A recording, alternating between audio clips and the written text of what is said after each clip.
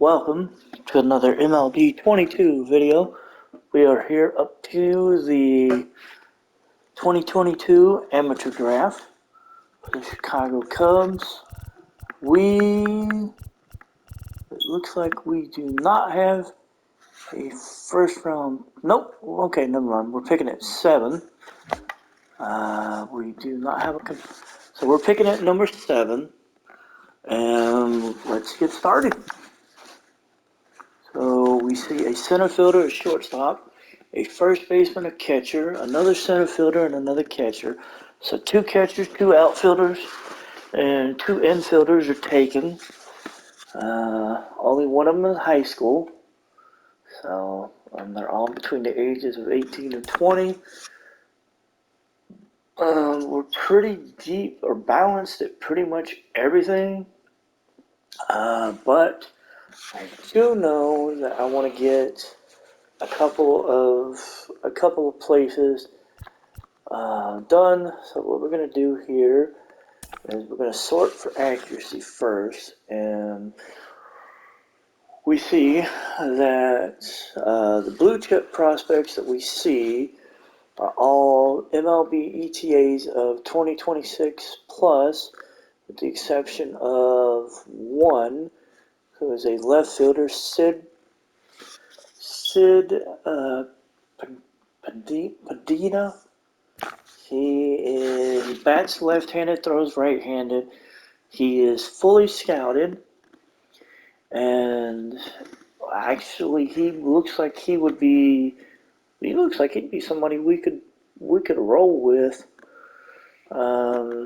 So honestly, I think that's who I'm going to make my first pick with, and I'm not sure. We do have a lot of others that are. We don't have a lot that are fully scouted. We only have a couple. We've got some that are 3/4 of the way scouted. So no one that has anything under 2026 plus until we get down here to second baseman Jake Hudson, who has an MLB ETA of 2020. He has a potential of 80. He is about 3/4 of the way scouted. They show that he would be a 65-70 contact, 35-40 power, a 70 vision, a 60 discipline, 55 fielding. Basically, it looks like his best attribute would be contact from the left side, and vision. He's a right-hander who throws right-handed. I don't necessarily know if I want to go with a. He looks good. He looks like he pretty much. His hitting tendencies look to be more of just sending the ball to center field, because he does that 37% of the time.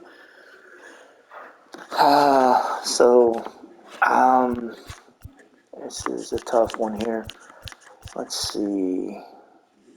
So, I'm sitting here looking at a couple of these, and Sid Padina, he's a pull hitter. He's hitting from the left side, and he's a pull hitter. Honestly, the way I'm looking at it, I think I'm gonna take Sid Padina. I'm gonna look at the pictures, but no, okay. Yeah, I'm gonna take Sid Padina with the first pick. So we drafted Sid Padina with our first round draft pick. Second round draft pick, we're picking at number 6. We're gonna see who all is left. Let's see, we still got some pretty good ones for accuracy. Still a lot of 2026 plus. We do have a 2025 with a catcher, David McCullum. He's about 3/4 of the way scouted, but his arm looks good from a catcher. His reaction looks good. He doesn't have a lot of great speed. His stealing is about average. His blocking is not that great. He's 18 years old. He's out of Michigan. He does play first base. Honestly, I'm thinking about it because I'm looking at the fact that I've got Wilson Contreras. He's 29 years old. He's 29 years old as a catcher. And then I got Yan Gomes at 34. And then I really don't have anybody. Yeah, I mean, most of my catchers are pretty old. So, yeah, now that I think about it, I think I'm going to go ahead. Yeah, we're going to take David McCullum here with our second round pick. We're going to. Yeah, I feel that that's a good pick there. We're going to go to round 3 now. We're going to be picking out the number 7 slot. Once again, accuracy for most of these is still pretty good, about 3/4 of the way. I did let the scouts do a lot of the auto scouting. I think that's how I'm going to do this for the most part. I mean, I'm going to keep taking looks at people, but I don't really want to get anybody with an MLB ETA over 2026 plus, because I mean, I don't feel like I want to wait for them forever. We do have another catcher who pops off here, Herb Brooks. He's 22. He's a switch hitter. He is a switch hitter, but he throws right. He does have decent numbers. Looks like he puts the ball more into center field than anything else. I mean, he hits from both sides of the plate, so that's a very good good thing. Also, another guy we're looking at here who would be a 2023 MLB ETA is third baseman Gus Knox. He is 18 years old. He throws right-handed, bats from the right side. His numbers, even though he's not fully scouted, his numbers, he's got good speed. He's got better speed currently than it's scouted. The only thing that concerns me a little bit is his contact numbers and his power, his contact versus righty and his power versus right. Those have me a little concerned about that, and his discipline. And also his vision. So, I mean, him being 18 and being MLB ready now, it's kind of one of those where it's like, I don't know. There's also Robert Yoshida from Missouri. Another one that's MLB ETA of 2023. He's 21 years old. He's about 3/4 of the way scouted. He is a second baseman. His reaction is really good. Out of current, even it's 75. It's scouted at 80. His arm is scouted. His arm is currently at 80. 70 is scouted at 80. Fielding is the same as his arm. So his fielding, and his reactions look good. But as far as hitting wise, doesn't look that good. And with him being 21, he looks like he would pull the ball more because he hits the ball to left field 48% of the time. So I think what I'm going to do is, I'm going to pass on him. And then we have a lot more guys who are just 2026 plus. So I think I'm thinking of either drafting Gus Knox or drafting another catcher and then drafting Herbert Brooks. But the thing about Herbert Brooks is he would be a straight up catcher. He is only 22, so I think I'm gonna go ahead and just take the spin of the dice here, so to speak, and and go with Gus Knox because he does have a secondary position of second. So yeah, we're gonna go ahead and we're gonna draft Gus Knox here in this third round. We're gonna get up to round number 4. Oh, well, Herbert Brooks got picked up in round 4, picked before us by the Marlins. So another player that I might have looked at is off the board. Looks like we've got a lot. It's all 2026 plus. We've got a first baseman, Gene Hickey. Kenny Jawasiewicz, a second baseman, another first baseman, and Aubrey Papas, a third baseman, David Schroeder, and another first baseman, Miguel Estrada. He's 18. He has a potential of 70, 55. That's not looking all that great. We got another one, a second baseman, and James Beard. He has a potential of 75. Overall, showing 55. These are all 2026 plus. Let's see if we have anybody. Okay, we do have a lot of people who are listed at MLB ETA of 2023, but not a lot of them are scouted, and I'm not exactly willing to go. Yeah, I'm not exactly, because the first one that jumps out here is starting pitcher Rick Hart. He's a switch hitting pitcher who throws from the right. He's 21 years old. His stamina is shown to be at 75, and that's at 80. A lot of his numbers look good. His break is at 70. His fielding's at 75, even though it's scouted at 40. His arm is scouted is at 65, even though it was scouted at 80. So it's more of a question of, I don't know. And we're looking at MLB ETAs of 2023, and it's not, at this point in the draft, it's more of a question of, do we want to take a flyer? Honestly, I think I kind of do want to take a flyer. I'm going to look at another player here, Alfonso Castillo, who's 22. I show that he is at 70 overall, 70 potential. 60-yard dash is at 7'11". I don't know if that's really going to tell much, but 5'11", 21. I don't.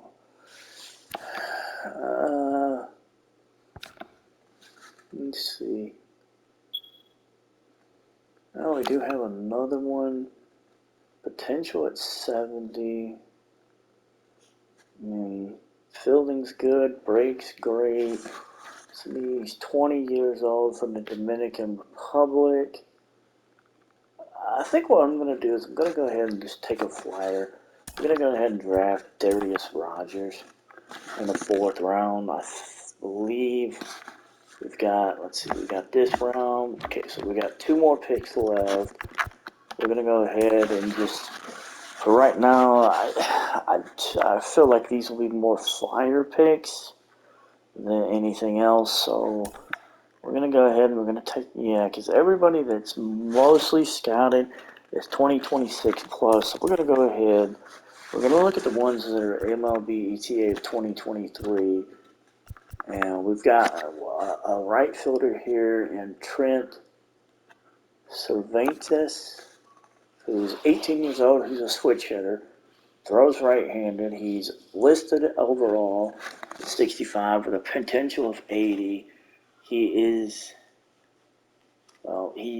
likes to send the ball more out to right field than anything, because it's right field 40% of the time, center field 31% of the time, and left field 29% of the time. The only thing I don't like is that he's listed at 5'7", so that seemed to be a little short. But I'm looking at his boxes. for what he can do, it's kind of one of those where it's like it might be worth a shot to take a look. We also have Rick Hart back up. We also have Rick Hart here. He's 5'11". He's 21 years old from Ohio. He's a switch hitter who throws right-handed. He's 65 overall with 80 potential.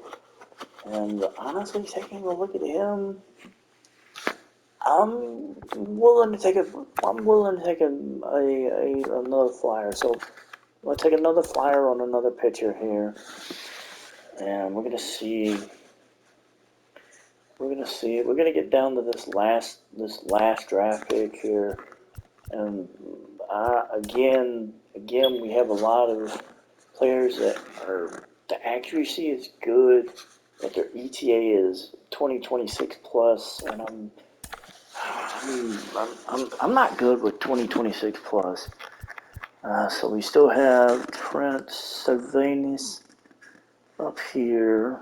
He's still up here.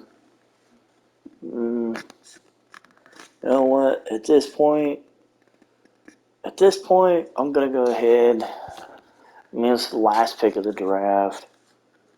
It's either 20 because at this point it's either taking the shortstop Carmen Gonzalez, who's from Puerto Rico, who is 5'11". He's 18 years old.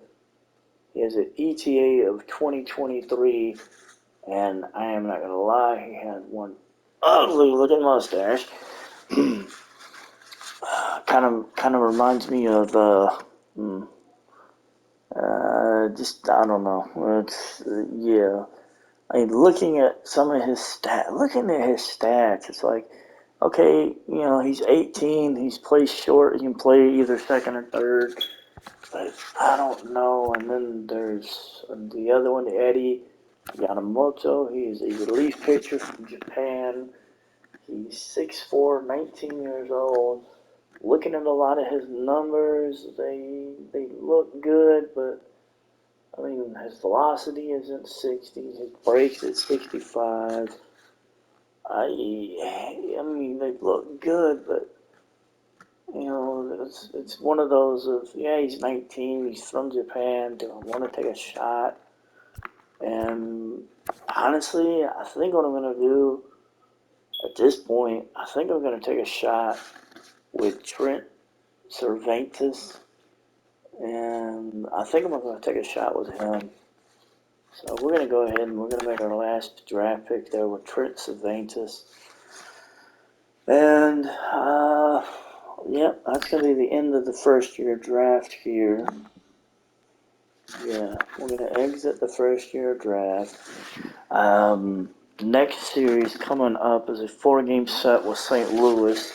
What I'm going to do now is the last video I did, we ended up was right before the start of the Cincinnati series. As you can see, we won 3 or 4 from Cincinnati. We split the 2-game series with the White Sox, and we took out Milwaukee. We are sitting in first place, a game ahead of Milwaukee. We ended up fighting between taking 3 or 4 from Cincinnati in the split. We did manage to find our way going. I am beyond shocked that we are sitting in first place 2 months into the season. I figured we'd be sitting towards the bottom.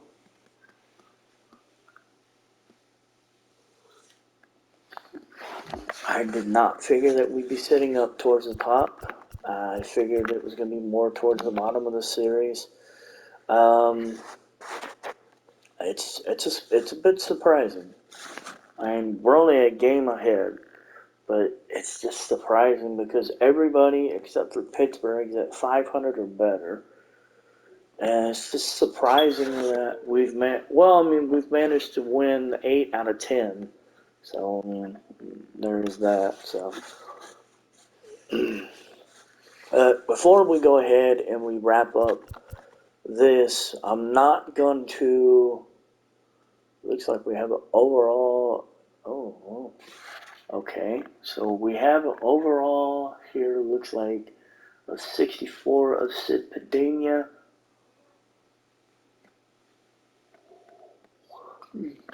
His power numbers are horrible at 26 and 25. We're going to go ahead and we're going to take a look at these overalls, these draft picks, and see who we hit on and who we might have busted on before I end this. So we're going to go ahead and, oh, yeah, okay. All right, so looks like we might have hit one with Sid Padena. He has a 94 potential. He is right now at 64 overall. You see his numbers. His contact numbers are really good.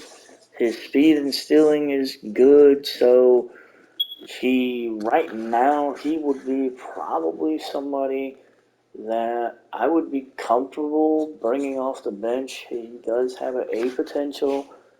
He is right up there at 64. So I mean, we'll see. The second overall pick, second pick was David McCollum. He is potentialed at 71. He is 67 overall. His potential is at a C, and it has fallen. His overall has fallen, and he has hit a 67. Honestly, he's probably going to be a project. He's probably going to end up being a project catcher. I guess I didn't draft the other catcher after all. Oh yeah, somebody took him. So he might be a project catcher, but I mean, being 18 and having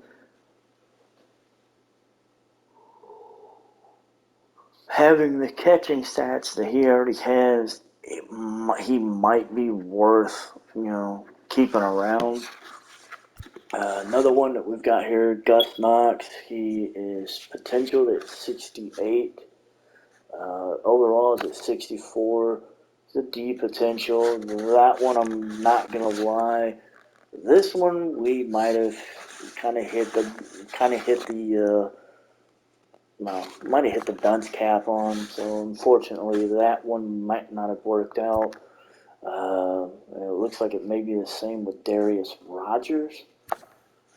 He is potential at D, but he has a 63 overall. Honestly, for me, one of the big things that works in his favor is that he comes in 81 stamina and 89 break. His hits per 9, his Ks per 9, everything else other than his velocity is low. His velocity is at 73. So he is a five pitch pitcher coming out of the Dominican Republic. So him ending up in the minors is a very distinct possibility. I mean, you never know. He may break that D potential, and that D potential may actually, break out. I'm not sure. The other pitcher that we drafted, Rick Hart, is a 71 potential, 61 overall. His stamina is 80, so he doesn't have as much velocity as Rogers, but he doesn't have as much break, but he does have break. So his numbers do look good. He has a C potential. It's one of those where you're damned if you do, you're damned if you don't. And then of course Trent Sylvanus. Best numbers working for him is the fact that he's got speed and he can run and he can swipe bags. I mean, right now right now he'd be a great pinch runner for anybody.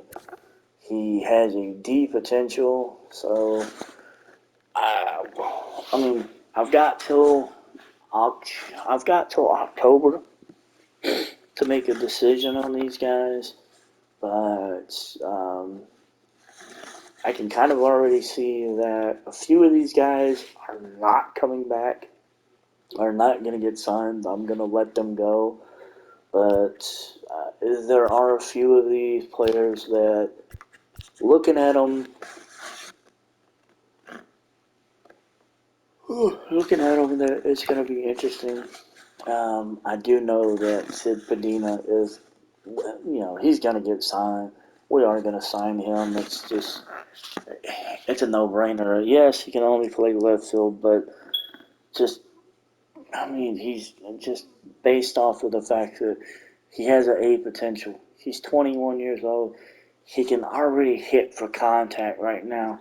He's got speed. He's got speed. He's got stealing. He's got base running aggression. So getting him on base and then getting him moving is not going to be an issue. So him, and then him, probably David McCullum, and then Gus Knox. Unfortunately, it's kind of one of those where it's like we made a bad draft pick, and that's just spelling it as it is. Basically, him, and then probably Trent Sylvanus. Those two are probably not gonna make it. So we're probably gonna only sign 4 out of these 6, because honestly, the pitchers. I need some pitchers. I really do. I need some good starting pitchers, and I think, especially, I think with these two have a good chance to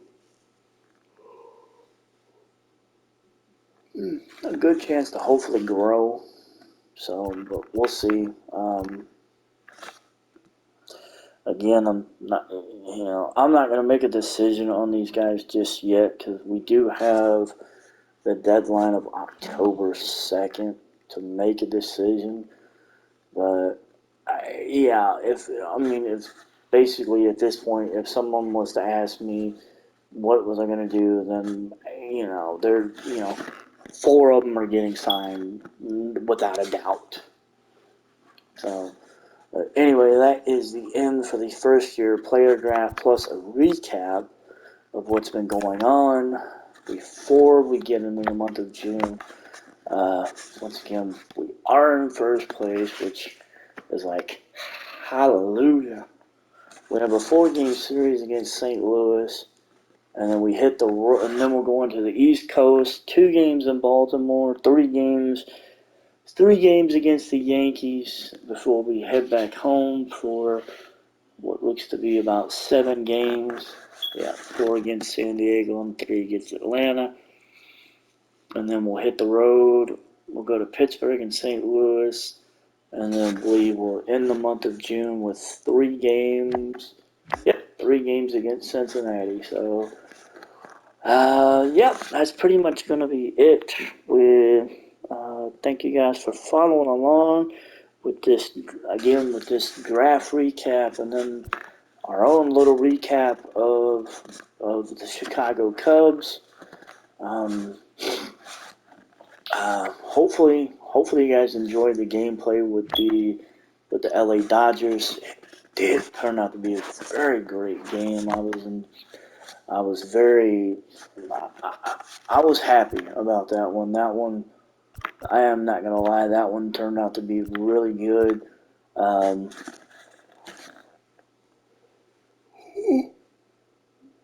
Sorry.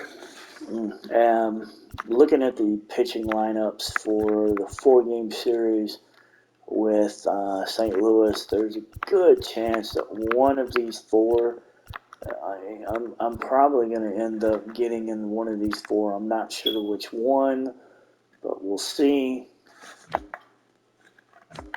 We will see. So, until next time, thank you guys for following along, and we'll see you on the next episode for MLB The Show 22 with your Chicago Cubs.